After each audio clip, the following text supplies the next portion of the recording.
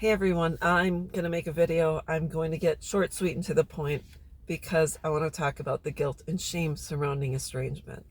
And I've been going through this for 13 years. And I'm telling you right now, when it first happened to me, my eldest daughter moved out without me knowing she was moving out. I got home one day and her room was mostly empty. And I said, what the heck? Asked my youngest daughter, who was still at home, and she denied knowing anything. And then all of a sudden she said she knew because she had helped her move out. And then shortly after that, my youngest daughter was gone. So it was a twofer.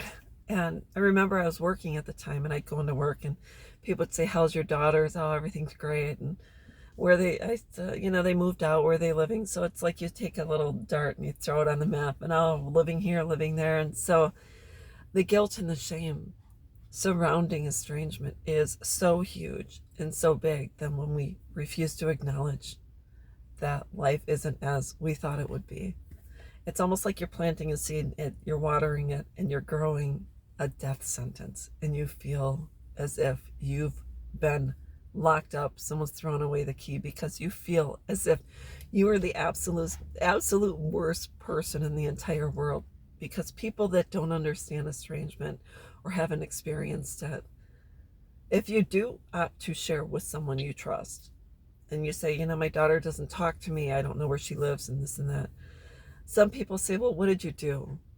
And then you feel even guiltier because you're trying to rack your brain thinking of things you did that would cause an estrangement.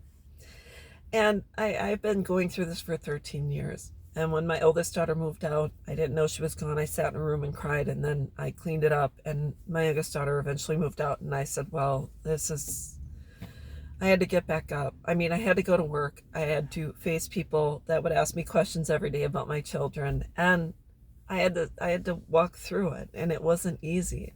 But the minute I started speaking and telling my truth and saying my daughters are gone, youngest daughter, moved to California for a year, came back, met a guy set up through my oldest daughter, I think, and then they got married and had I think they have 4 children. And I have not been included in any important events. So you can just imagine how everyone would say that's walking in my shoes, if I wasn't as far along as I am today, I don't know where I would be, because I have missed all of the important events that moms and grandmas normally are allowed to enjoy. Seeing your child get married, seeing them pregnant, going to doctor's appointments, being at the hospital when they're in labor, being at the birthday parties for your grandchildren, getting to know them and spending time with them and things like that. There's so much guilt and shame attached to this that if you don't talk about it and you don't let it out and you don't connect with other people who are going through and who have survived the same experience, you basically don't want to get out of bed, or you're living a facade, or you're trying to keep up with, and it's exhausting. I'm in these groups, and these people will come in and say, I'm new to estrangement, I'm embarrassed, I don't want to tell my story, I don't know what to say, I don't even know where to start, because when I start I cry. And so it gets down to, you have to remember, and I had to choose to live, I had to choose to get up, I had to choose to create a new existence, and most importantly, I had to refuse to allow someone else the opportunity to control my destiny, to control my life, to control my happiness and my joy, and most important, to control my worth. If your child chooses to disconnect and refuses to tell their children about you, I can't imagine how much of a burden it is to carry that type of secret, that your mother is alive, or your mother's still around. You have a grandma, I have a mom, you have a grandma, and to deny your children of a relationship with someone who would absolutely love them, I can't even imagine the burden an estranged child carries when when you can't allow anyone else around your children to speak of your parent, the one you've estranged from. I can't imagine that kind of a burden. But anyways, I just want to say, please talk to someone. If you're new to estrangement, talk about it. If you don't know what to say something. Just don't go into details. My son or daughter disconnected. I don't know what's going on. I don't know where they're at. I haven't seen my grandkids. I miss them. I love them, etc. Stick to the facts.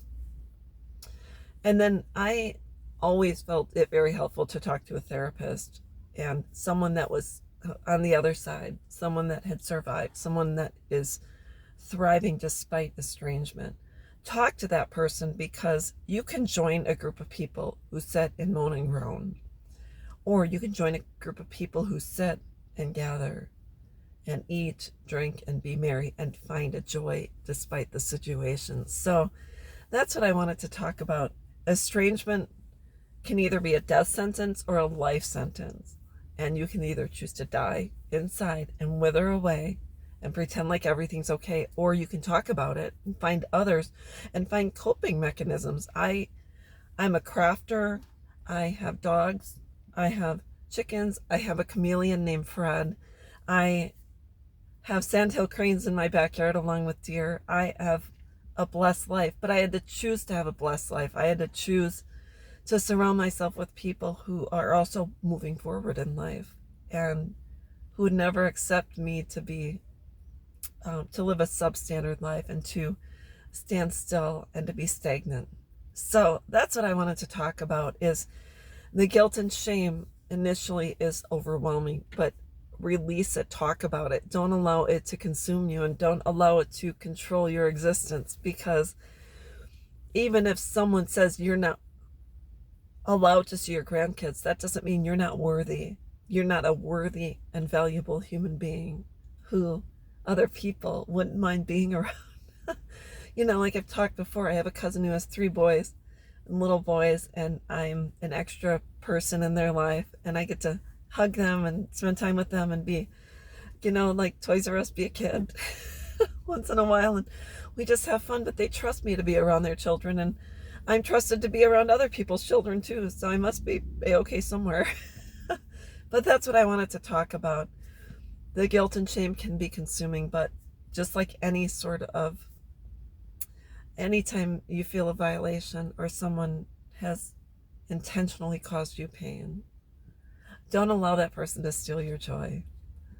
You don't have to be around them, and you don't necessarily have to forgive them, but living a fuller life and letting that person know, FYI, even though you hurt me and even though you did something that ultimately other people wouldn't survive from, I'm still here, and I'm not going anywhere until the good Lord takes me home.